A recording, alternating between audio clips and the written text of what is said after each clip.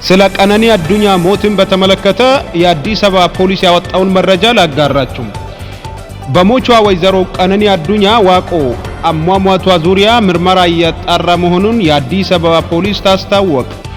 በአለሚ ኩራ ክፍለ ከተማ ወረዳ 3 ልዩ ቦታው ሰንሻይን ቤቶች ፊት ለፊት ከሚገኘው ውዳሴ ህንጻ ላይ ነዋሪ የነበረችው ሞቿ ወይዘሮ ቀነኒ አዱኛ ዋቆ መጋቢት 1 ቀን 2017 ዓ.ም ከሌሊቱ 10 ሰዓት አካባቢው ከቤቷ የማብሰያ ክፍል በኩል ካለው በረንዳም አምስተኛው ፎቅ ላይ ለጊዜው ምክንያቱ ባልታወቀ ሁኔታ ወድቃ ለሕክምና እርዳታ ወደ ያኔት ሆስፒታል የተወሰደች ባለችበት ወቅት ህይወቷ አልፏል ብለዋል።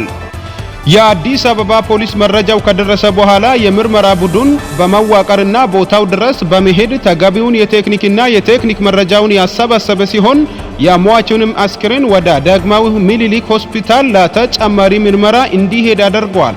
ሟቿ ወይዘሮ ቀነኒ አዱኛ በወቅቱ ከበረንዳ ላይ በወደቀችበት ሰዓት ፖሊስ በቤቱ ውስጥ የነበረው ባለቤቷ ድምፃዊ አንዱዓለም ጎሳም በቁጥጥር ስር በማዋልም ምርመራ እያጣራ ሲሆን በቀጣይ የመጨረሻውን የምርመራ ውጤት ለህዝብ ይፋ እንዲያደርግ አስታወቀው።